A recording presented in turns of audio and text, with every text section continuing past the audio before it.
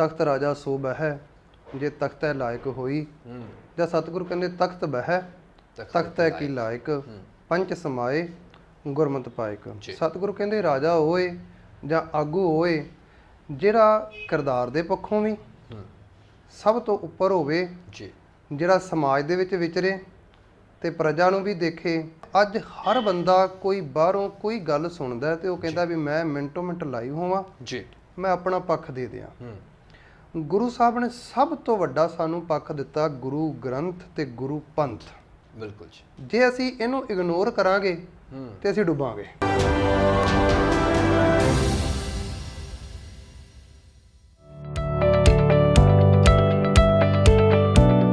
ਵਿਰਾਸਤ ਟੈਲੀਵਿਜ਼ਨ ਦੇ ਨਾਲ ਜੁੜੇ ਆਪ ਸਾਰੇ ਹੀ ਦਰਸ਼ਕਾਂ ਦਾ ਸਵਾਗਤ ਕਰਦਾ ਹਾਂ।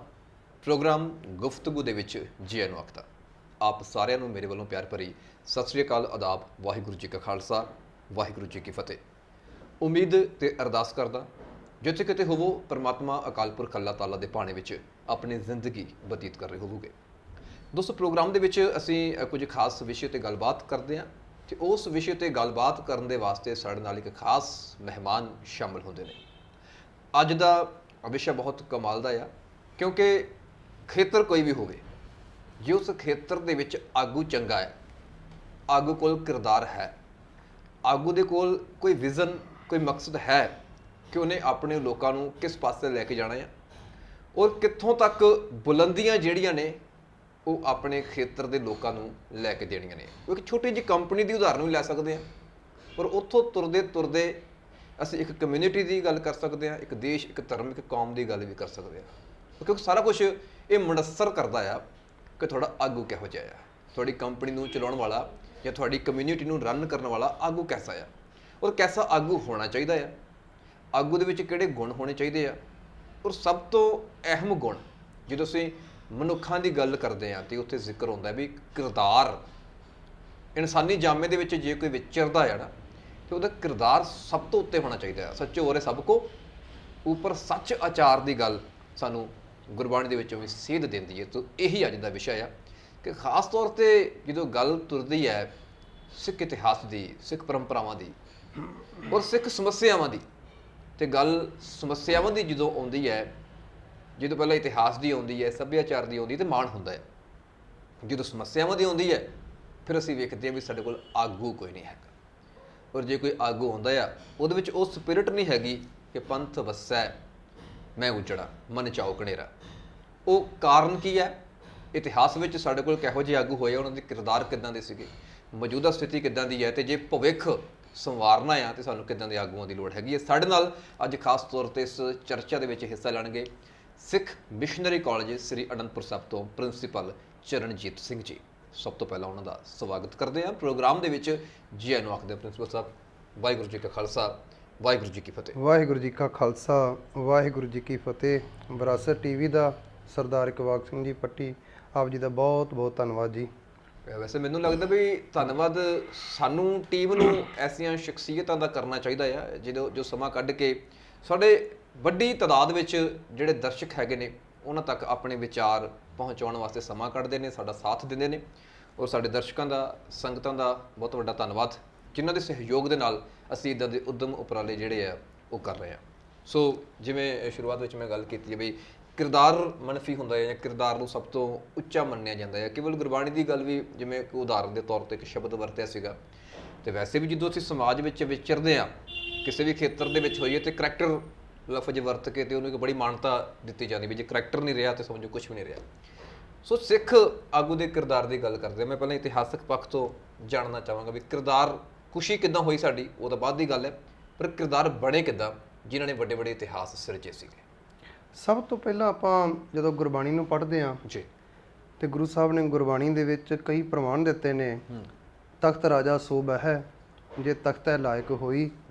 ਜਾਂ ਸਤਿਗੁਰੂ ਕਹਿੰਦੇ ਤਖਤ ਬਹਿ ਤਖਤੈ ਕੀ ਲਾਇਕ ਪੰਚ ਸਮਾਏ ਗੁਰਮਤਿ ਪਾਇਕ। ਸਤਿਗੁਰੂ ਕਹਿੰਦੇ ਰਾਜਾ ਹੋਏ ਜਾਂ ਆਗੂ ਹੋਏ ਜਿਹੜਾ ਕਿਰਦਾਰ ਦੇ ਪੱਖੋਂ ਵੀ ਸਭ ਤੋਂ ਉੱਪਰ ਹੋਵੇ, ਜਿਹੜਾ ਸਮਾਜ ਦੇ ਵਿੱਚ ਵਿਚਰੇ ਤੇ ਪ੍ਰਜਾ ਨੂੰ ਵੀ ਦੇਖੇ, ਤੇ ਜਿਹੜਾ ਗੁਰੂ ਸਾਹਿਬ ਨੇ ਆਪ ਇਹ ਪ੍ਰਮਾਣ ਦਿੱਤੇ ਆ। ਤੇ ਸਭ ਤੋਂ ਪਹਿਲਾਂ ਸਾਡੇ ਆਗੂ ਗੁਰੂ ਨਾਨਕ ਸਾਹਿਬ, ਜਗਤ ਗੁਰੂ ਗੁਰੂ ਨਾਨਕ ਦੇਵ ਮਹਾਰਾਜ, ਹੁਣ ਇੱਕ ਆਗੂ ਨੇ ਜਦੋਂ ਸਮਾਜ ਨੂੰ ਸੇਧ ਦੇਣੀ ਹੈ ਜੀ, ਤੇ ਸੁਭਾਵਿਕ ਹੈ ਜੀਵਨ ਦੇ ਵਿੱਚ ਔਕੜਾਂ ਆਉਂਦੀਆਂ ਨੇ। ਬਿਲਕੁਲ ਜੀ।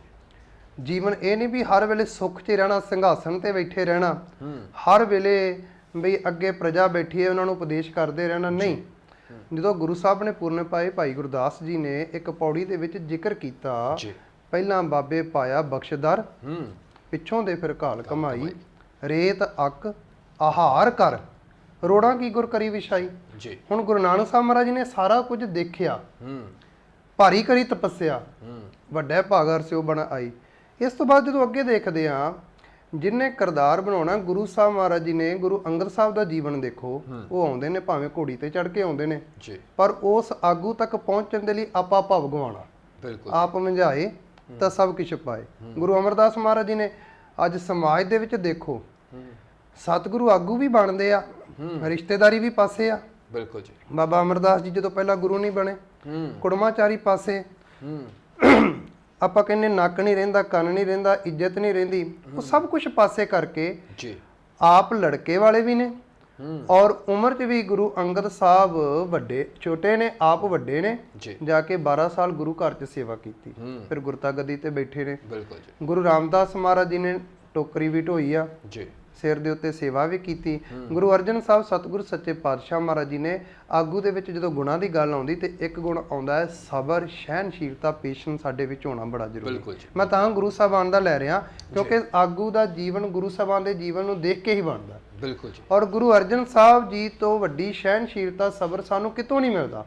ਔਰ ਜਿਹੜਾ ਆਗੂ ਹੁੰਦਾ ਹੈ ਉਹਨੇ ਰੁੱਖ ਵਾਂਗੂ ਰਹਿਣਾ ਹੁੰਦਾ ਜੀ, ਜਿਹਨੂੰ ਗੁਰੂ ਸਾਹਿਬ ਗੁਰਬਾਣੀ 'ਚ ਕਹਿੰਦੇ ਫਰੀਦਾ ਦਰਵੇਸ਼ਾਂ ਨੂੰ ਲੋੜੀ ਹੈ ਰੁੱਖਾਂ ਦੀ ਜੀਰਾਂਦ। ਹੁਣ ਰੁੱਖ ਉਹਦੇ ਉੱਤੇ ਗਰਮੀ ਵੀ ਆ, ਸਰਦੀ ਵੀ ਆ, ਪੱਤੇ ਵੀ ਝੜ ਜਾਂਦੇ ਆ, ਹਨੇਰੀਆਂ ਵੀ ਆਉਂਦੀਆਂ, ਰੁੱਖ ਡਿੱਗਦਾ ਡਿੱਗਦਾ ਬਚ ਵੀ ਜਾਂਦਾ ਹੈ, ਫਿਰ ਉਹ ਇੱਕ ਤਣਾ ਬਣ ਜਾਂਦਾ, ਵੱਡਾ ਰੁੱਖ ਬਣ ਜਾਂਦਾ। ਉਹਨੇ ਸਭ ਕੁਝ ਝੱਲਿਆ, ਪਰ ਸਮਾਂ ਪਾ ਕੇ ਪਤਝੜ ਦੀ ਥਾਂ ਤੇ ਬਸੰਤ ਰੁੱਤ ਆ ਜਾਂਦੀ। ਗੁਰੂ ਅਰਜਨ ਸਾਹਿਬ ਸਤਿਗੁਰੂ ਸੱਚੇ ਪਾਤਸ਼ਾਹ, ਉਹਨਾਂ ਦਾ ਜੀਵਨ ਦੇਖੋ, 43 ਸਾਲ ਦੀ ਉਮਰ ਦੇ ਵਿੱਚ ਦੁੱਖ ਹੀ ਦੁੱਖ ਨੇ, ਤੇ ਸਬਰ ਉਹਨਾਂ ਦੇ ਜੀਵਨ 'ਚ ਘਰ 'ਚ 16 ਸਾਲ ਬਾਅਦ ਪੁੱਤਰ ਦਾ ਹੁੰਦਾ ਆਗਮਨ, ਤੇ ਉਸ ਤੋਂ ਬਾਅਦ ਪੁੱਤਰ ਨੂੰ ਖਤਮ ਕਰਨ ਦੀਆਂ ਚਾਲਾਂ, ਬੜਾ ਲੰਬਾ ਇਤਿਹਾਸ। ਉਹ ਆਗੂ ਜੀਵਨ, ਜਿੱਦਾਂ ਆਪਾਂ ਕਹਿ ਲਈਏ ਨਾ ਬਈ ਮੋਤੀ ਜਿਹੜਾ ਉਹ ਪਹਿਲਾਂ ਵਿੰਨਿਆ ਜਾਂਦਾ, ਬਿਲਕੁਲ, ਫਿਰ ਜਾ ਕੇ ਉਹ ਆਪਣੀ ਸੁੰਦਰਤਾ ਦਿਖਾਉਂਦਾ। ਬੀਜ ਜਿਹੜਾ ਹੁੰਦਾ ਉਹ ਰੁੱਖ ਆਪਾਂ ਸਾਰੇ ਦੇਖਦੇ ਆ, ਜਿਹੜਾ ਬੀਜ ਉਹਨੂੰ ਪਹਿਲਾਂ ਬੀਜਣਾ ਪੈਂਦਾ, ਉਹਨੂੰ ਆਪਾਂ ਭਾਵ ਕੁਰਬਾਨ ਕਰਨਾ ਪੈਂਦਾ। ਗੁਰੂ ਸਾਹਿਬਾਨ ਨੇ ਇੱਕ ਆਗੂ ਕਿੱਦਾਂ ਦਾ ਹੋਵੇ, ਗੁਰਬਾਣੀ ਦੇ ਵਿੱਚ ਵੀ ਜਿੱਥੇ ਪ੍ਰਮਾਣ ਦਿੱਤੇ ਉੱਥੇ ਸਤਿਗੁਰਾਂ ਨੇ ਆਪ ਪੂਰਨੇ ਪਾਏ। ਇੱਕ ਪੱਖ ਇਹ ਜੀ, ਦੂਸਰਾ ਪੱਖ ਕਿਰਦਾਰ ਦਾ, ਜਿਹੜੀ ਆਪ ਜੀ ਨੇ ਗੱਲ ਕੀਤੀ, ਗੁਰੂ ਸਾਹਿਬ ਦਾ ਕਿਰਦਾਰ ਦੇਖੋ, ਤੇ ਗੁਰੂ ਸਾਰੇ ਗੁਰੂ ਸਾਹਿਬਾਨ ਦਾ ਜੀ। ਭਾਵੇਂ ਕਿਰਦਾਰ ਦੀ ਗੱਲ ਆਪਾਂ ਕਰ ਲਈਏ, ਗੁਰੂ ਨਾਨਕ ਸਾਹਿਬ ਸਤਿਗੁਰੂ ਸੱਚੇ ਪਾਤਸ਼ਾਹ ਸਿੰਗਲਾ ਦੀਪ 'ਚ ਜਾ ਕੇ ਨ੍ਰਿਤ ਕਰਨ ਵਾਲੀਆਂ ਬੀਬੀਆਂ ਨੂੰ ਵੀ ਸਤਿਗੁਰਾਂ ਨੇ ਕਿਹਾ ਕਿ ਧੀਓ ਰੱਬ ਦੇ ਘਰ ਜਾਓ, ਰੱਬ ਦੀ ਜਾ ਕੇ ਇਬਾਦਤ ਕਰੋ, ਬੰਦਗੀ ਕਰੋ। ਗੁਰੂ ਹਰਗੋਬਿੰਦ ਸਾਹਿਬ ਸਤਿਗੁਰੂ ਸੱਚੇ ਪਾਤਸ਼ਾਹ ਨੂਰ ਜਹਾਂ ਜਿਹੜੀ ਮਨ 'ਚ ਵਕਾਰ ਲੈ ਕੇ ਆਉਂਦੀ ਆ, ਵਲਵਲੇ ਲੈ ਕੇ ਆਉਂਦੀ ਆ, ਗੁਰੂ ਸਾਹਿਬ ਉਹਨੂੰ ਕਹਿੰਦੇ ਆ ਵੀ ਧੀਏ ਜੇ ਰੱਬ ਦੇ ਨਾਮ ਦਾ ਤੂੰ ਸ਼ਿੰਗਾਰ ਕੀਤਾ ਹੁੰਦਾ ਤੈਨੂੰ ਅੱਲਾ ਪ੍ਰਾਪਤ ਹੋ ਜਾਣਾ ਸੀ।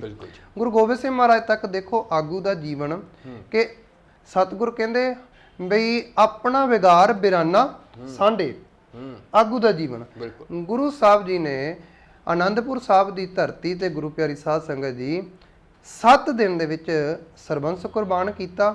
ਗੁਰੂ ਕੇ ਪਿਆਰੇ ਸਿੱਖ ਕੁਰਬਾਨ ਹੋ ਗਏ, ਸ਼ਹੀਦੀਆਂ ਹੋ ਗਈਆਂ, ਆਨੰਦਪੁਰ ਸਾਹਿਬ ਛੱਡਿਆ ਗਿਆ। ਇੱਕ ਆਗੂ ਦਾ ਜੀਵਨ ਇਸ ਤਰ੍ਹਾਂ ਦਾ ਜੀਵਨ ਹੁੰਦਾ ਹੈ ਕਿ ਉਹ ਆਪਣਾ ਸਭ ਕੁਝ ਕੁਰਬਾਨ ਕਰ ਦਿੰਦਾ। ਇਹ ਗੁਰੂ ਸਾਹਿਬ ਦਾ ਜੀਵਨ ਹੈ ਜਿਹੜਾ ਸਾਡੇ ਲਈ ਪੂਰਨੇਦਾਇਕ ਆ। ਬਿਲਕੁਲ, ਜਿਵੇਂ ਸਵਾਲ ਕੀਤਾ ਸੀ, ਸਾਡੇ ਇਤਿਹਾਸ ਵਿੱਚ ਆਗੂ ਜਿਹੜੇ ਨੇ ਬੜੇ ਕਮਾਲ, ਜਿਵੇਂ ਅਸੀਂ ਜ਼ਿਕਰ ਕਰਦੇ ਹਾਂ ਇਤਿਹਾਸ ਦਾ, ਕਿਉਂਕਿ ਇੱਕ ਜਿਵੇਂ ਤੁਸੀਂ ਜ਼ਿਕਰ ਕੀਤਾ ਇਹ ਗੁਰੂ ਕਾਲ ਦਾ ਜ਼ਿਕਰ ਸੀਗਾ। ਗੁਰੂ ਕਾਲ ਤੋਂ ਬਾਅਦ ਸਿੱਖਾਂ ਦੀਆਂ ਬੇਤਹਾਸ਼ਾ ਕੁਰਬਾਨੀਆਂ ਔਰ ਬੇਮਿਸਾਲ ਕੁਰਬਾਨੀਆਂ, ਜਿਹੜਾ ਬਦਲ ਸੰਸਾਰ ਦੇ ਇਤਿਹਾਸ ਵਿੱਚ ਸਾਨੂੰ ਨਹੀਂ ਮਿਲਦਾ।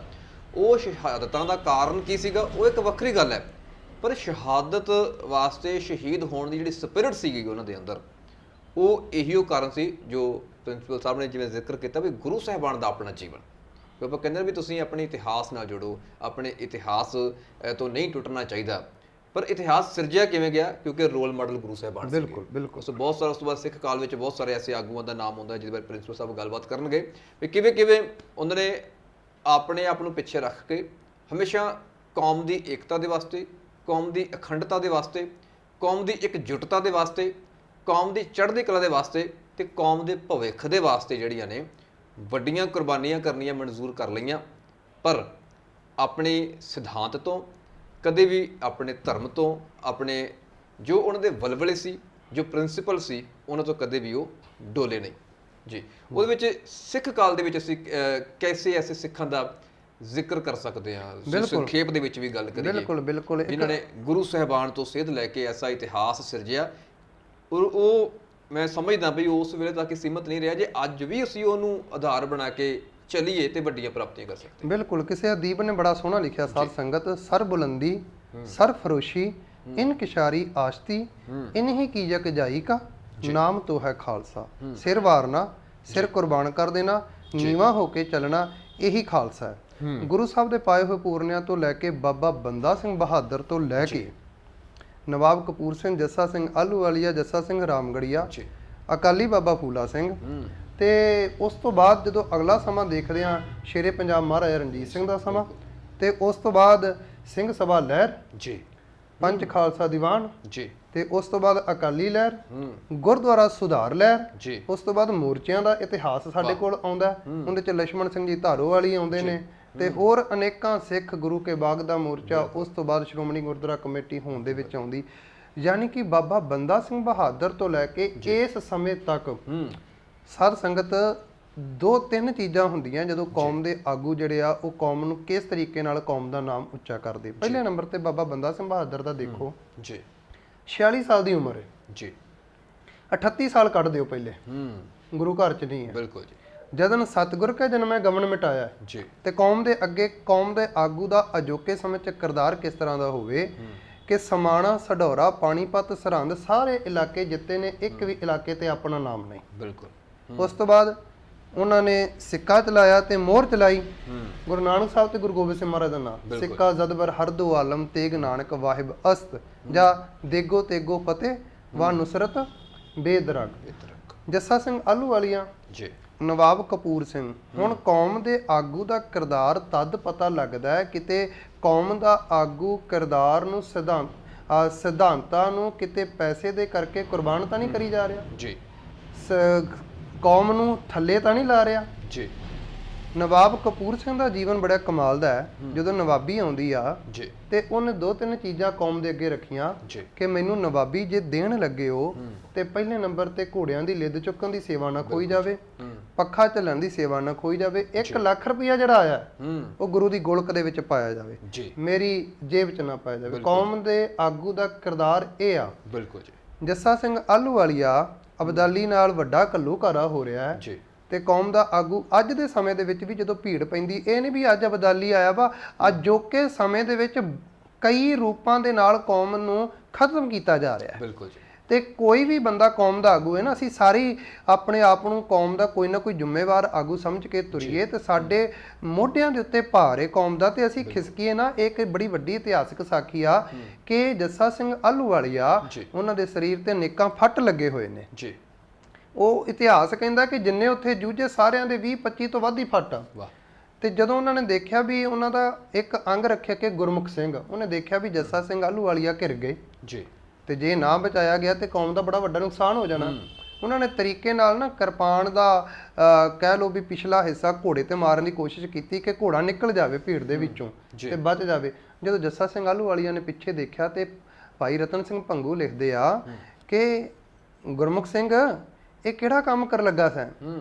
ਉਹ ਕਹਿਣ ਲੱਗੇ ਜਿਸ ਪੰਥ ਨੇ ਮੈਨੂੰ ਸੁਲਤਾਨੁਲ ਕੌਮ ਦਾ ਖਿਤਾਬ ਦਿੱਤਾ, ਬਿਲਕੁਲ ਜੀ, ਜਿਸ ਪੰਥ ਨੇ ਹਮਕੋ ਤੁਮਕੋ ਤੋਂ ਚੁੱਕ ਕੇ ਸੁਲਤਾਨੁਲ ਕੌਮ ਦਾ ਖਿਤਾਬ ਦਿੱਤਾ, ਮਾਣ ਦਿੱਤਾ, ਉਹ ਪੰਥ ਨੇ ਮੈਨੂੰ ਬਾਦਸ਼ਾਹ ਬਣਾਇਆ। ਤੇ ਜਦੋਂ ਪੰਥ ਨੂੰ ਭੀੜਾ ਪਈ ਤੇ ਮੈਂ ਉਸ ਭੀੜ ਦੇ ਵਿੱਚੋਂ ਕਿੱਦਾਂ ਚਲ ਜਾਵਾਂ ਛੱਡ ਕੇ, ਤੇ ਜਿਸ ਪੰਥ ਨੇ ਮੈਨੂੰ ਬਾਦਸ਼ਾਹ ਬਣਾਇਆ ਮੈਂ ਗਿੱਦੜਾਂ ਦੀ ਤਰ੍ਹਾਂ ਦੌੜ ਜਾਵਾਂ। ਇਹ ਆ ਸਾਡੇ ਕੌਮ ਦਾ ਇੱਕ ਆਗੂ ਦਾ ਕਿਰਦਾਰ। ਅਜੋਕੇ ਸਮੇਂ 'ਚ ਵੀ ਦੇਖਣ ਦੀ ਲੋੜ ਹੈ। ਉਸ ਸਮੇਂ ਦੀ ਮੁਲਤਾਨ ਦੀ ਜੰਗ ਦੇ ਵਿੱਚ ਜਦੋਂ ਕਿਲਾ ਤੋੜਨਾ ਹੈ ਤੇ ਉਸ ਸਮੇਂ ਕਿਲੇ ਦੀ ਕੰਧ ਨਹੀਂ ਟੁੱਟਦੀ ਪਈ ਤੇ ਉਸ ਸਮੇਂ ਇੱਕ ਮੁਸਲਮਾਨ ਸਿੱਖਾਂ ਦੇ ਭੇਸ ਦੇ ਵਿੱਚ ਤੁਰਿਆ ਫਿਰਦਾ ਜੀ, ਤੇ ਉਹ ਕਹਿੰਦਾ ਹੈ ਕਿ ਮੈਂ ਦੇਖਿਆ ਵੀ ਸਿੱਖ ਰੌਲਾ ਪਾ ਰਹੇ ਉੱਚੀ ਉੱਚੀ, ਪਹਿਲਾਂ ਮੇਰੀ ਵਾਰੀ, ਪਹਿਲਾਂ ਮੇਰੀ ਵਾਰੀ। ਕਹਿੰਦਾ ਜੰਗ ਦਾ ਮੈਦਾਨ ਆ, ਇਹ ਕਾਹਨੂੰ ਰੌਲਾ ਪਾ ਰਹੇ ਨੇ? ਪਹਿਲਾਂ ਮੇਰੀ ਵਾਰੀ ਪਹਿਲਾਂ ਕਹਿੰਦਾ, ਮੈਂ ਕਿਹਾ ਸ਼ਾਇਦ ਭੁੱਖੇ ਹੋਣ ਕੁਝ ਮਿਲਦਾ ਹੋਵੇ। ਤੇ ਕਹਿੰਦਾ ਜਦੋਂ ਜਾ ਕੇ ਦੇਖਿਆ ਤੇ ਕੀ ਹੋਇਆ, ਤੋਪਚੀ ਨੇ ਕਿਹਾ ਕਿ ਗੋਲੇ ਦਾਗੇ ਗਏ ਨੇ ਪਰ ਕੰਧ ਨਹੀਂ ਟੁੱਟੀ, ਤੋਪ ਦਾ ਪਹੀਆ ਟੁੱਟ ਗਿਆ।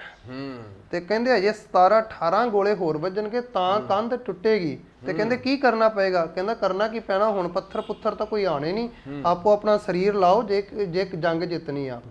ਤੇ ਲਾਈਨ 'ਚ ਖੜ ਕੇ ਸਿੱਖ ਕਹਿੰਦੇ ਪਹਿਲਾਂ ਮੇਰੀ ਵਾਰੀ, ਪਹਿਲਾਂ ਮੇਰੀ ਵਾਰੀ। ਤੇ ਇੱਕ ਸਾਧੂ ਸਿੰਘ ਸੀ ਜਥੇਦਾਰ, ਮੀਤ ਜਥੇਦਾਰ, ਉਹ ਕਹਿੰਦੇ ਆ ਗੁਰਸਿੱਖੋ ਤੁਹਾਡਾ ਜਥੇਦਾਰ ਕੌਣ ਆ? ਕਹਿੰਦੇ ਜੀ ਤੁਸੀਂ। ਕਹਿੰਦੇ ਪਿੱਛੇ ਹੋ ਜਾਓ ਬਾਕੀ ਸਾਰੇ, ਪਹਿਲਾਂ ਮੈਂ ਮੋਢਾ ਲਾਵਾਂਗਾ, ਮੇਰੇ ਪਿੱਛੇ ਪਿੱਛੇ ਆਇਓ। ਤੇ ਜਦੋਂ ਮੋਢਾ ਲੱਗਿਆ ਤੇ ਜਿੰਨਾ ਉੱਥੇ ਬਾਅਦ ਵਿੱਚ ਜਦੋਂ ਗੋਲਾ ਛੱਡਿਆ ਜਾਂਦਾ ਹੈ, ਦਬਾਅ ਪੈਂਦਾ ਹੈ, ਤੇ ਉਹਦੇ ਵਿੱਚ ਚੀਥੜੇ ਉੱਡ ਜਾਂਦੇ ਸਰੀਰ ਦੇ। ਤੇ ਕੌਮ ਦੇ ਜਥੇਦਾਰ ਨੇ ਆਪਣੇ ਸਰੀਰ ਦੇ ਚੀਥੜੇ ਉਡਾ ਦਿੱਤੇ। ਇਹ ਆ ਸਾਡੇ ਉਹ ਕੌਮ ਦੇ ਆਗੂਆਂ ਦਾ ਮੈਂ ਸੰਖੇਪ ਦੇ ਵਿੱਚ ਰੱਖਦਾ ਪਿਆ ਕਿਰਦਾਰ, ਜਿਨ੍ਹਾਂ ਨੇ ਕੌਮ ਦੇ ਲਈ ਉਸ ਸਮੇਂ ਕੁਰਬਾਨੀਆਂ ਜੰਗ ਦੇ ਮੈਦਾਨ ਦੇ ਵਿੱਚ ਕੀਤੀਆਂ। ਇੱਕ ਇਹਦੇ 'ਚ ਹੋਰ ਆਉਂਦਾ ਵੱਡੇ ਘੱਲੂਘਾਰੇ ਦੇ ਵਿੱਚ ਹੀ ਕਿ ਰੇਗਿਸਤਾਨ 'ਚ ਸਿੱਖ ਤੁਰਦੇ ਫਿਰਦੇ ਨੇ, ਗਰਮੀ 50 ਤੋਂ ਉੱਪਰ ਟੈਂਪਰੇਚਰ ਏ, ਪੈਰਾਂ 'ਚ ਛਾਲੇ ਹੀ ਛਾਲੇ ਆ। ਤੇ ਜਦੋਂ ਆਪਣੀਆਂ ਢਾਲਾਂ ਲਾ ਕੇ ਗਰਮ ਰੇਤਾ ਦੇ ਉੱਤੇ ਰੱਖ ਕੇ ਪ੍ਰਸ਼ਾਦੇ ਛਕਦੇ ਪਏ ਨੇ, ਪਰ ਉਸ ਸਮੇਂ ਕਹਿੰਦੇ ਵੀ ਉਹਨਾਂ ਕੋਲ ਨਾ ਜਗੀਰਾ ਹੈ, ਨਾ ਉਹਨਾਂ ਕੋਲ ਇਲਾਜ ਕਰਨ ਲਈ ਕੋਈ ਪੈਸਾ ਦਵਾ ਦਾਰੂ ਏ, ਪਰ ਡੋਲਦੇ ਕਿਉਂ ਨਹੀਂ ਪਏ? ਤੇ ਭਾਈ ਰਤਨ ਸਿੰਘ ਭੰਗੂ ਜੀ ਕਹਿੰਦੇ ਉਹਨਾਂ ਕੋਲ ਇੱਕੋ ਚੀਜ਼ ਏ, ਉਹ ਏ ਗੁਰੂ ਗ੍ਰੰਥ ਸਾਹਿਬ ਮਹਾਰਾਜ। ਬਿਲਕੁਲ। ਨਾ ਹੈ ਜਖੀਰੋ ਸਿੰਘਨ ਪਾਸ, ਸ਼ਸਤਰ ਬਸਤਰਹੀਨ ਸੋ ਖਾਸ, ਨਾਂਗੇ ਖੜੇ ਭੂਖੇ ਪਿਆਸੇ, ਦਾਰੂ ਸਿੱਕਾ ਨਹਿ ਕਛ ਪਾਸੇ, ਹਾਟ ਪਟਨ ਬਾਜ਼ਾਰ ਸੋ ਨਾਹੀ, ਰੋਗੀ ਔਖਦ ਬਿਨ ਮਰ ਜਾਹੀ। ਕੀ ਉਹਨਾਂ ਕੋਲ? ਗੁਰਬਚਨਨ ਕੀ ਉਹਨਾਂ ਕੋ ਆਸ, ਯਹੀ ਖਜ਼ਾਨੋ ਸਿੰਘੜ ਪਾਸੋ। ਭਾਵ ਇਹ ਆ, ਭਾਵੇਂ ਗੁਰੂ ਸਾਹਿਬ, ਭਾਵੇਂ ਸਾਡੇ ਕੌਮ ਦੇ ਉਹ ਜਰਨੈਲ ਜਿਨ੍ਹਾਂ ਦਾ ਕਿਰਦਾਰ ਇਦਾਂ ਦਾ ਸੀ, ਉਹਨਾਂ ਕੋਲ ਗੁਰੂ ਗ੍ਰੰਥ ਸਾਹਿਬ ਮਹਾਰਾਜ ਦੀ ਬਾਣੀ ਸੀ। ਉਹਨਾਂ ਨੇ ਸਿਧਾਂਤ ਨਾਲ ਸਮਝੌਤਾ ਨਹੀਂ ਕੀਤਾ, ਕੌਮ ਦੇ ਲਈ ਜੂਝਦੇ ਰਹੇ। ਇਸੇ ਕਰਕੇ ਗੈਰ ਇਤਿਹਾਸਕਾਰ ਵੀ ਸਿੱਖਾਂ ਦੇ ਸੋਲੇ ਗਾਉਂਦੇ ਰਹੇ ਤੇ ਹੁਣ ਵੀ ਗਾ ਰਹੇ ਨੇ। ਜੀ ਬਿਲਕੁਲ। ਮੈਂ ਵੈਸੇ ਚਾਹੁੰਦਾ ਨਹੀਂ ਸੀ ਕੋਈ ਸਵਾਲ ਕਰਾਂ, ਕਿਉਂਕਿ ਬੜਾ ਇਤਿਹਾਸਕ ਮਸਾਲਾ ਆ, ਗੁਰੂ ਕਾਲ ਦਾ ਸਮਾਂ ਬਹੁਤ ਲੰਬਾ ਆ, ਉਹਦੇ ਵਿੱਚ ਇੱਕ ਨਹੀਂ, ਸੈਂਕੜੇ ਨਹੀਂ, ਹਜ਼ਾਰਾਂ ਐਸੀਆਂ ਘਟਨਾਵਾਂ ਨੇ ਜੋ ਰਹਿੰਦੀ ਦੁਨੀਆ ਤੱਕ ਮੈਂ ਸਮਝਦਾ ਵੀ ਸਿੱਖ ਦੇ ਵਾਸਤੇ ਉਹਨੂੰ ਦਿਸ਼ਾ ਨਿਰਦੇਸ਼ ਦਿੰਦੀਆਂ ਰਹਿੰਦੀਆਂ ਨੇ। ਗੁਰੂ ਸਾਹਿਬਾਨ ਦਾ ਸੰਖੇਪ ਤੌਰ 'ਤੇ ਜ਼ਿਕਰ ਕੀਤਾ ਹੈ, ਕਿਉਂਕਿ ਮੇਰਾ ਮਨ ਨਹੀਂ ਕਰ ਰਿਹਾ ਸੀ ਵੀ ਕੋਈ ਮੈਂ ਟੋਕ ਕੇ ਕੋਈ ਸਵਾਲ ਵਿੱਚ ਇਹਦੇ ਕਰਾਂ, ਕਿਉਂਕਿ ਬੜਾ ਕਮਾਲ ਦਾ ਸਾਡਾ ਇਤਿਹਾਸ ਹੈ, ਬਾ ਕਮਾਲ ਹੈ। ਕਿਉਂਕਿ ਜਿਹਨਾਂ ਨੇ ਇਤਿਹਾਸ ਸਿਰਜਿਆ ਮੈਦਾਨੇ ਜੰਗ ਦੇ ਵਿੱਚ, 2-3 ਉਦਾਹਰਨਾਂ ਪ੍ਰਿੰਸੀਪਲ ਸਾਹਿਬ ਨੇ ਸਾਂਝੀਆਂ ਕੀਤੀਆਂ ਆ, ਉਹਨਾਂ ਦਾ ਰੋਲ ਮਾਡਲ ਗੁਰੂ ਸਾਹਿਬਾਨ ਸੀ। ਤੇ ਜਦੋਂ ਲੋੜ ਪਈ ਹੈ, ਜਿਵੇਂ ਬੰਦਾ ਸਿੰਘ ਬਹਾਦਰ ਤੋਂ ਮਹਾਰਾਜਾ ਰਣਜੀਤ ਸਿੰਘ ਤੱਕ ਦਾ ਸੰਖੇਪ ਜਿਹਾ ਜ਼ਿਕਰ ਪ੍ਰਿੰਸੀਪਲ ਸਾਹਿਬ ਨੇ ਕੀਤਾ ਆ। ਔਰ ਉਸ ਤੋਂ ਬਾਅਦ ਉਹਨਾਂ ਨੇ ਦੱਸਿਆ ਸੀ ਸਿੰਘ ਸਭਾ ਲਹਿਰ, ਗੁਰਦੁਆਰਾ ਸੁਧਾਰ ਲਹਿਰ, ਬਈ ਜੇ ਇਕੱਲਾ ਮੈਦਾਨੇ ਜੰਗ ਵਿੱਚ ਇਕੱਲੀ ਤੇਗ ਹੀ ਨਹੀਂ ਵਾਹੀ, ਜੇ ਗੁਰਦੁਆਰਾ ਸੁਧਾਰ ਲਹਿਰ ਦੀ ਗੱਲ ਕਰਦੇ ਆ, ਸਿੰਘ ਸਭਾ ਲਹਿਰ ਦੀ ਗੱਲ ਕਰਦੇ ਆ, ਗਿਆਨੀ ਦਿੱਤ ਸਿੰਘ ਵਰਗੇ, ਪ੍ਰੋਫੈਸਰ ਗੁਰਮੁਖ ਸਿੰਘ ਵਰਗੇ, ਕਾਹਨ ਸਿੰਘ ਨਾਭਾ ਵਰਗੇ, ਕਰਮ ਸਿੰਘ ਹਿਸਟੋਰੀਅਨ ਵਰਗੇ ਐਸੇ ਬੁੱਧੀਜੀਵੀ, ਐਸੇ ਮਹਾਨ ਵਿਦਵਾਨ ਵੀ ਪੈਦਾ ਹੋਏ, ਜਿਨ੍ਹਾਂ ਨੇ ਉਹ ਇਤਿਹਾਸ ਨੂੰ ਇਸੇ ਖੂਬਸੂਰਤ ਢੰਗ ਦੇ ਨਾਲ ਲਿਖ ਦਿੱਤਾ ਕਿ ਆਓ ਅੱਜ ਸਾਡੇ ਕੋਲ ਜਿਉਂ ਦਾ ਤਿਉਂ ਮੌਜੂਦ ਹੈਗਾ। ਇਤਿਹਾਸਕ ਪੱਖ ਤੋਂ ਕਰਮ ਸਿੰਘ ਹਿਸਟੋਰੀਅਨ ਦਾ ਜਦੋਂ ਨਾਮ ਹੁੰਦਾ ਤੇ ਅਸੀਂ ਜਦੋਂ ਉਹ ਪੜ੍ਹਦੇ ਹਾਂ ਬਈ ਕਿੰਨੀਆਂ ਪਰੇਸ਼ਾਨੀਆਂ ਦੇ ਵਿੱਚੋਂ, ਕਿੰਨੀਆਂ ਸਮੱਸਿਆਵਾਂ ਦੇ ਵਿੱਚੋਂ ਜਦੋਂ ਜਹਿਦ ਕਰਦੇ ਹਾਂ, ਮੈਂ ਸਮਝਦਾ ਬਈ ਉਹ ਵੀ ਇੱਕ ਤਰ੍ਹਾਂ ਦੀ ਸ਼ਹਾਦਤ ਹੀ ਹੈ ਕਿ ਅੱਖਾਂ ਦੀ ਰੋਸ਼ਨੀ ਦਾ ਚਲੇ ਜਾਣਾ ਔਰ ਬਹੁਤ ਥੋੜੀ ਉਮਰ ਦੇ ਵਿੱਚ ਬਹੁਤ ਜ਼ਿਆਦਾ ਮਸਾਲਾ ਇਕੱਠਾ ਕਰ ਲੈਣਾ, ਕਿਉਂਕਿ ਕੁਝ ਚੀਜ਼ਾਂ ਕਾਰਨ ਕਰਤੇ ਵਸ ਹੈ, ਉਹ ਪ੍ਰਮਾਤਮਾ ਦੇ ਹੱਥ ਵਸ ਹੁੰਦੀਆਂ। ਪਰ ਉਹਦੀ ਜਿਹੜੀ ਸ਼ਿੱਦਤ ਸੀ, ਉਹਦੀ ਭਾਵਨਾ ਜਿਹੜੀ ਸੀ, ਸਮਰਪਣ ਭਾਵਨਾ ਦੀ ਗੱਲ ਕਰਦੇ ਹਾਂ, ਸਪਿਰਿਟ ਸੀ ਜੋ ਕਰਮ ਸਿੰਘ ਹਿਸਟੋਰੀਅਨ ਦੀ, ਉਹ ਮੈਂ ਸਮਝਦਾ ਅੱਜ ਵੀ ਜਿਗਿਆਸੂਆਂ ਦੇ ਵਾਸਤੇ, ਵਿਦਿਆਰਥੀਆਂ ਦੇ ਵਾਸਤੇ, ਇਤਿਹਾਸਕਾਰ ਦੇ ਵਾਸਤੇ ਸਭ ਤੋਂ ਵੱਡੀ ਮਿਸਾਲ ਹੋ ਨਿਬੜਦੀ ਹੈ। ਸੋ ਸਮਾਂ ਕਿਉਂਕਿ ਸਾਡੇ ਕੋਲ ਬਹੁਤ ਸੰਖੇਪ ਜਿਹਾ ਆ, ਸੰਖੇਪ ਤੌਰ 'ਤੇ ਅਸੀਂ ਜ਼ਿਕਰ ਕੀਤਾ ਹੈ। ਮੈਨੂੰ ਲੱਗਦਾ ਬੈਠੇ ਬੈਠੇ ਮੈਂ ਵਿਚਾਰ ਕਰ ਰਿਹਾ ਸੀ ਵੀ ਕਿਉਂ ਨਾ ਅਸੀਂ ਇੱਕ ਲੜੀ ਐਸੇ ਆਪਣੇ ਮਹਾਨ ਸਿੱਖ ਯੋਧਿਆਂ, ਸੂਰਬੀਰਾਂ ਤੇ ਵਿਦਵਾਨਾਂ ਦੀ ਸ਼ੁਰੂ ਕਰੀਏ ਗੱਲਬਾਤ ਵਿੱਚ, ਔਰ ਪ੍ਰਿੰਸੀਪਲ ਸਾਹਿਬ ਨੂੰ ਜਿਹੜਾ ਆ ਉਹਦੇ ਵਿੱਚ ਸ਼ਾਮਿਲ ਕੀਤਾ ਜਾਵੇ। ਜ਼ਰੂਰ ਅਸੀਂ ਆਪਣੀ ਪ੍ਰਬੰਧਕ ਟੀਮ ਦੇ ਨਾਲ ਗੱਲਬਾਤ ਕਰਕੇ ਐਸਾ ਉਪਰਾਲਾ ਕਰਾਂਗੇ ਆਪਣੇ ਦਰਸ਼ਕਾਂ ਦੇ ਵਾਸਤੇ ਔਰ ਸਮੂਹ ਸਿੱਖ ਸੰਗਤਾਂ ਦੇ ਵਾਸਤੇ। ਕਿਰਦਾਰ ਦੀ ਗੱਲ ਜਦੋਂ ਚੱਲਦੀ ਹੈ, ਆਪਾਂ ਥੋੜ੍ਹੀ ਜਿਹੀ ਅੱਜ ਦੀ ਗੱਲ ਕਰਦੇ ਹਾਂ। ਅੱਜ ਦੇ ਸਮੇਂ ਦੇ ਵਿੱਚ ਜਦੋਂ ਬਹੁਤ ਸਥਿਤੀ ਡਾਵਾਂਡੋਲ ਹੈ, ਛੋਟੀ ਗੱਲ ਉੱਤੇ ਅਸੀਂ ਹਾਈਪਰ ਹੋ ਜਾਂਦੇ ਹਾਂ, ਅਗਰੈਸਿਵ ਹੋ ਜਾਂਦੇ ਹਾਂ ਅਸੀਂ, ਤੇ ਪਰ ਬਹੁਤ ਸਾਰੀ ਭੱਦੀ ਸ਼ਬਦਾਵਲੀ ਕਈ ਵਾਰੀ ਸੋਸ਼ਲ ਮੀਡੀਆ ਉੱਤੇ ਵਰਤਣ ਲੱਗ ਪੈਂਦੇ ਆ, ਕਈ ਵਾਰੀ ਆਪਣੇ ਬੜੇ ਅੱਛੇ ਆਗੂਆਂ ਦੇ ਬਾਰੇ ਵੀ, ਕਿਉਂਕਿ ਜਦੋਂ ਸਿਸਟਮ ਹੁੰਦਾ ਆ, ਅਸੀਂ ਬਿਰਤਾਂਤ ਐਸਾ ਕੱਢ ਦਿੱਤਾ ਜਾਂਦਾ ਹੈ ਕਿ ਤੁਹਾਡੇ ਬੜੇ ਵਧੀਆ ਆਗੂ ਨੂੰ ਇੱਕ ਬੜਾ ਬੇਕਾਰ ਆਗੂ ਬਣਾ ਦਿੱਤਾ ਜਾਂਦਾ ਆ। ਅਸੀਂ ਬੰਦਾ ਸਿੰਘ ਬਹਾਦਰ ਦੀ ਗੱਲ ਵੀ ਕਰੀਏ ਤੇ ਉਹਨੂੰ ਇੱਕ ਗੈਰ ਜਾਂ ਪੰਥ ਦੋਖੀ ਸ਼ਕਤੀਆਂ ਨੇ ਉਹਨੂੰ ਕਮਜ਼ੋਰ ਕਰਨ ਦੀ ਕੋਸ਼ਿਸ਼ ਕੀਤੀ ਹੈ। ਮਾਸਟਰ ਤਾਰਾ ਸਿੰਘ ਦੇ ਨਾਲ ਵੀ ਇਹ ਕੁਛ ਵਾਪਰਿਆ ਵੀ ਸਾਡੇ ਜਿਹੜੀ ਸੀ ਗੁਲਾਮੀ ਦੇ ਵਿੱਚ ਜਾਂ ਬਿਰਤਾਂਤ ਦੇ ਵਿੱਚ ਇਹਨੇ ਕੋਈ ਫਸ ਗਏ। ਸਾਨੂੰ ਲੱਗਦਾ ਵੀ ਜੋ ਉਹ ਕਹਿ ਰਿਹਾ ਉਹ ਸਹੀ ਹੈ, ਜੋ ਵਿਕੀਪੀਡੀਆ ਕਹਿ ਰਿਹਾ, ਗੂਗਲ ਕਹਿ ਰਿਹਾ ਉਹ ਸਹੀ ਹੈ। ਐਕਚੁਅਲੀ ਜਦੋਂ ਅਸੀਂ ਮਾਸਟਰ ਤਾਰਾ ਸਿੰਘ ਦੀ ਸਵੈ ਜੀਵਨੀ ਪੜ੍ਹਦੇ ਹਾਂ ਜਾਂ ਉਸ ਵੇਲੇ ਦੇ ਸਮਕਾਲੀ ਜਿਹੜੇ ਵਿਦਵਾਨ ਸੀ ਉਹਨਾਂ ਦੀ ਕਲਮ ਨੂੰ ਦੇਖਦੇ ਹੋ ਤੇ ਪਤਾ ਲੱਗਦਾ ਵੀ ਕਿੰਨਾ ਵੱਡਾ ਜਿਹੜਾ ਕਿਰਦਾਰ ਉਹਨਾਂ ਦਾ ਹੈਗਾ ਸੀਗਾ। ਮੌਜੂਦਾ ਸਮੇਂ ਦੇ ਵਿੱਚ ਅਸੀਂ ਸਥਿਤੀ ਦੀ ਜਿਵੇਂ ਗੱਲ ਕੀਤੀ ਵੀ ਛੋਟੀ ਛੋਟੀ ਗੱਲ ਤੋਂ ਅਸੀਂ ਅਗਰੈਸਿਵ ਹੋ ਜਾਂਦੇ ਹਾਂ, ਫਟਾਫਟ ਆਪਣੇ ਸਟੇਟਮੈਂਟਸ ਦੇ ਦਿੰਦੇ ਹਾਂ, ਇਤਿਹਾਸ ਨੂੰ ਝਾਕਣ ਦੀ ਕੋਸ਼ਿਸ਼ ਨਹੀਂ ਕਰਦੇ, ਗੁਰੂ ਸਾਹਿਬ ਦੇ ਫਲਸਫੇ ਨੂੰ ਸਮਝਣ ਦੀ ਕੋਸ਼ਿਸ਼ ਨਹੀਂ ਕਰਦੇ। ਇਹ ਘਾਟ ਕਿੱਥੇ ਹੈਗੀ ਔਰ ਇਹ ਘਾਟ ਕਿਵੇਂ ਦੂਰ ਕੀਤੀ ਜਾ ਸਕਦੀ? ਇਹ ਘਾਟ ਸਭ ਤੋਂ ਵੱਡੀ ਇਹੀ ਆ ਕਿ ਅਜੋਕੇ ਸਮੇਂ ਦੇ ਵਿੱਚ ਜਿਹੜੇ ਸਾਡੇ ਪਲੇਟਫਾਰਮ ਹੈ ਜੀ, ਸਭ ਤੋਂ ਵੱਡਾ ਹੈ ਸੋਸ਼ਲ ਮੀਡੀਆ। ਸੋਸ਼ਲ ਮੀਡੀਆ ਤੇ ਅੱਜ ਹਰ ਬੰਦਾ ਕੋਈ ਬਾਹਰੋਂ ਕੋਈ ਗੱਲ ਸੁਣਦਾ ਤੇ ਉਹ ਕਹਿੰਦਾ ਵੀ ਮੈਂ ਮਿੰਟੋ ਮਿੰਟ ਲਾਈਵ ਹੋਵਾਂ ਜੀ, ਮੈਂ ਆਪਣਾ ਪੱਖ ਦੇ ਦਿਆਂ। ਗੁਰੂ ਸਾਹਿਬ ਨੇ ਸਭ ਤੋਂ ਵੱਡਾ ਸਾਨੂੰ ਪੱਖ ਦਿੱਤਾ, ਗੁਰੂ ਗ੍ਰੰਥ ਤੇ ਗੁਰੂ ਪੰਥ। ਬਿਲਕੁਲ ਜੀ। ਜੇ ਅਸੀਂ ਇਹਨੂੰ ਇਗਨੋਰ ਕਰਾਂਗੇ ਤੇ ਅਸੀਂ ਡੁੱਬਾਂਗੇ ਜੀ, ਕਿਉਂਕਿ ਇੱਕ ਬੰਦਾ ਉਹ ਕੋਈ ਵੀ ਸ਼ਬਦ ਬੋਲਦਾ ਹੈ ਨਾ, ਉਹਦੇ ਮੂੰਹ ਦੇ ਵਿੱਚੋਂ ਕਿਤੇ ਨਾ ਕਿਤੇ ਗਲਤ ਸ਼ਬਦ ਨਿਕਲਦਾ ਹੀ ਨਿਕਲਦਾ। ਇਸੇ ਕਰਕੇ ਗੁਰੂ ਸਾਹਿਬ ਨੇ ਪੰਜ ਪ੍ਰਧਾਨੀ ਸਿਸਟਮ ਸਾਨੂੰ ਦਿੱਤਾ, ਉਸ ਚੀਜ਼ ਦੇ ਵਿੱਚੋਂ ਆਪਾਂ ਨਿਕਲੀਏ। ਔਰ ਉਸ ਚੀਜ਼ ਨੂੰ ਦੇਖੋ, ਗੁਰੂ ਗੋਬਿੰਦ ਸਿੰਘ ਮਹਾਰਾਜ ਨੂੰ 3 ਵਾਰੀ ਪੰਥ ਨੇ ਕਿਹਾ ਵੀ ਚਮਕੌਰ ਦੀ ਗੜੀ, ਤੇ ਉਸ ਤੋਂ ਬਾਅਦ ਸਭ ਤੋਂ ਪਹਿਲਾਂ ਜਦੋਂ ਖੰਡੇ ਬਾਟੇ ਦੀ ਪਹੁਲ ਦਿੱਤੀ, ਫਿਰ ਚਮਕੌਰ ਦੀ ਗੜੀ ਤੇ ਫਿਰ ਦਾਦੂ ਦੀ ਸਮਾਧ, ਤੇ ਪੰਜਾਂ ਨੇ ਹੁਕਮ ਕੀਤਾ ਜੀ। ਗੁਰੂ ਸਾਹਿਬ ਸਾਨੂੰ ਇਹ ਦੇ ਕੇ ਗਏ। ਸਭ ਤੋਂ ਵੱਡੀ ਗੱਲ ਮੈਂ ਬੇਨਤੀ ਕਰਾਂਗਾ, ਕੌਮ ਦੇ ਬਾਰੇ ਜਦੋਂ ਵੀ ਕੋਈ ਗੱਲ ਆਉਂਦੀ ਹੈ ਤੇ ਐਡੀ ਛੇਤੀ ਨਹੀਂ ਅਸੀਂ ਲਾਈਵ ਹੋ ਕੇ ਆਪਣੇ ਵਿਚਾਰ ਦੇ ਦਈਏ ਵੀ ਸਾਰੀ ਦੁਨੀਆ ਮੇਰੇ ਵੱਲ ਹੀ ਦੇਖੇ। ਨਹੀਂ, ਗੁਰੂ ਗ੍ਰੰਥ ਸਾਹਿਬ ਦੀ ਰੋਸ਼ਨੀ ਦੇ ਵਿੱਚ ਹਰ ਮਨੁੱਖ ਨੂੰ ਬੋਲਣਾ ਚਾਹੀਦਾ। ਬਿਲਕੁਲ। ਜਿੱਦਾਂ ਮੱਛੀ ਪਾਣੀ ਦੇ ਵਿੱਚ ਆ, ਗਹਿਰਾਈ 'ਚ ਜਿੱਥੇ ਮਰਜ਼ੀ ਚਲੀ ਜਾਵੇ, ਲੰਬਾਈ 'ਚ ਜਿੱਥੇ ਮਰਜ਼ੀ ਚਲੀ ਜਾਵੇ, ਜਿੱਥੇ ਮਰਜ਼ੀ ਹੱਦ ਬੰਨੇ ਪਾਰ ਕਰ ਲਵੇ, ਪਰ ਜੇ ਕਵੇ ਮੈਂ ਬਾਹਰ ਆ ਕੇ ਥੋੜੀ ਬਹੁਤੀ ਗੱਲਬਾਤ ਕਰ ਲਵਾਂ, ਤੇ ਗੁਰੂ ਸਾਹਿਬ ਕਹਿੰਦੇ ਕਿ ਜਿਉਂ ਮਛਲੀ ਬਿਨ ਪਾਣੀ ਹੈ ਕਿਉਂ ਜੀਵਨ ਪਾਵੈ। ਬਸ ਹਰ ਸਿੱਖ ਨੇ ਕੀ, ਮੈਂ ਸਿੱਖ ਕੀ ਹਰ ਆਗੂ ਨੇ ਆਪਣੀ ਜਿਹੜੀ ਵਿਚਾਰ ਉਹ ਦੇਣ ਦੀ ਬਜਾਏ ਗੁਰੂ ਸਾਹਿਬ ਨੇ ਇਹ ਸਾਨੂੰ ਸਮਝਾਇਆ, ਪੰਥ ਦੀ ਸਭ ਤੋਂ ਵੱਡੀ ਇੱਕਾ ਬਾਣੀ, ਇੱਕ ਗੁਰ ਇੱਕੋ ਸ਼ਬਦ ਵਿਚਾਰ, ਤੇ ਉਹਨੂੰ ਪੰਥ ਨੂੰ ਜੋੜਨ ਲਈ ਸਾਡੇ ਕੋਲ ਇੱਕੋ ਇੱਕ ਧੁਰ ਆਏ ਹੋਏ ਸਿੱਖ ਰਹਿਤ ਮਰਿਆਦਾ।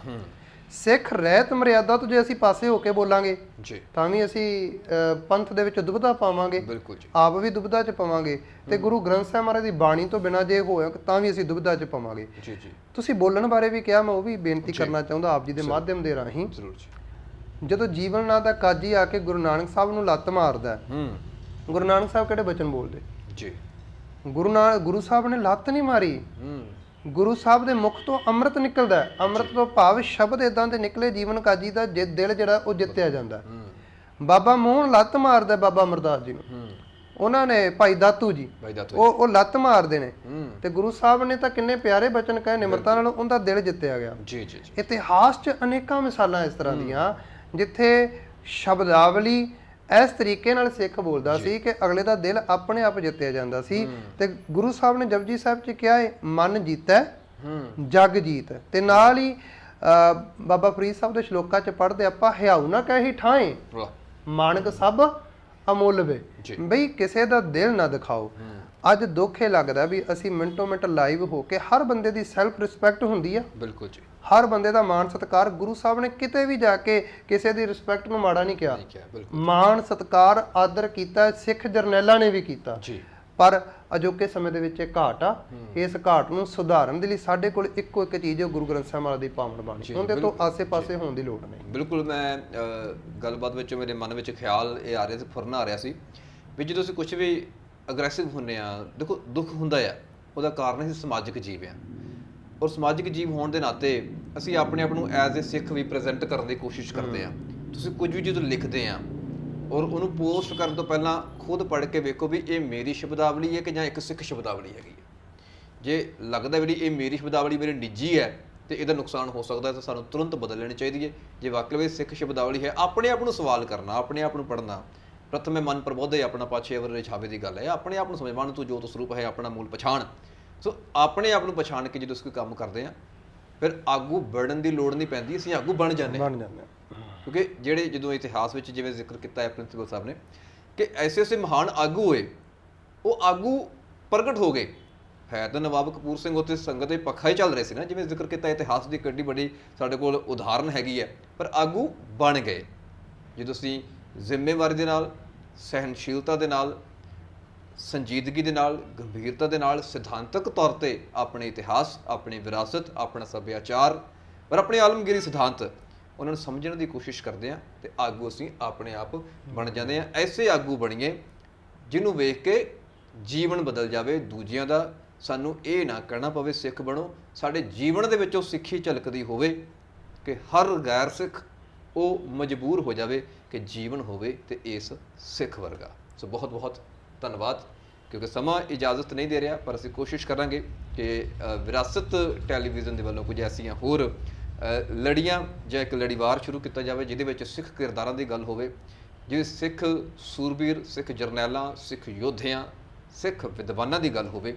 ਕੰਟਰੋਵਰਸ਼ੀਅਲ ਤੋਂ ਹਟ ਕੇ ਉਹਨਾਂ ਨੇ ਕੌਮ ਨੂੰ ਕੀ ਦਿੱਤਾ, ਉਹ ਦਿੱਤੇ ਹੋਏ ਦੇ ਵਿੱਚੋਂ ਬਾਬਾਣੀਆਂ, ਕਹਾਣੀਆਂ, ਪੁੱਤ ਸਪੁੱਤ ਰੇਣ ਦੇ ਮਹਾਵਾਕ ਦੇ ਮੁਤਾਬਕ ਕੁਝ ਸਿੱਖਣ ਦਾ ਯਤਨ ਕਰੀਏ। ਬਹੁਤ ਬਹੁਤ ਧੰਨਵਾਦ ਜੀ। ਵਾਹਿਗੁਰੂ ਜੀ ਕਾ ਖਾਲਸਾ, ਵਾਹਿਗੁਰੂ ਜੀ ਕੀ ਖਾਲਸਾ, ਵਾਹਿਗੁਰੂ ਜੀ ਕੀ ਫਤਿਹ। ਇਹ ਸਨ ਪ੍ਰਿੰਸੀਪਲ ਚਰਨਜੀਤ ਸਿੰਘ ਜੀ, ਸਿੱਖ ਮਿਸ਼ਨਰੀ ਕਾਲਜ ਸ੍ਰੀ ਅਨੰਦਪੁਰ ਸਾਹਿਬ। ਸਿੱਖ ਕਿਰਦਾਰ ਦੇ ਵਿਸ਼ੇ 'ਤੇ ਗੱਲਬਾਤ ਕੀਤੀ ਹੈ। ਉਮੀਦ ਕਰਦਾ ਹਾਂ ਕਿ ਦਰਸ਼ਕਾਂ ਨੂੰ ਇਹ ਗੁਫ਼ਤਗੂ, ਇਹ ਵਿਚਾਰ ਚਰਚਾ ਪਸੰਦ ਆਈ ਹੋਵੇਗੀ। ਸੋ ਮਿਲਦੇ ਹਾਂ ਅਗਲੇ ਐਪੀਸੋਡ ਦੇ ਵਿੱਚ ਇੱਕ ਹੋਰ ਸ਼ਖਸੀਅਤ ਦੇ ਨਾਲ। ਤਦ ਤੱਕ ਲਈ ਮੈਨੂੰ ਦਿਓ ਇਜਾਜ਼ਤ। ਵਾਹਿਗੁਰੂ ਜੀ ਕਾ ਖਾਲਸਾ, ਵਾਹਿਗੁਰੂ ਜੀ ਕੀ ਫਤਿਹ।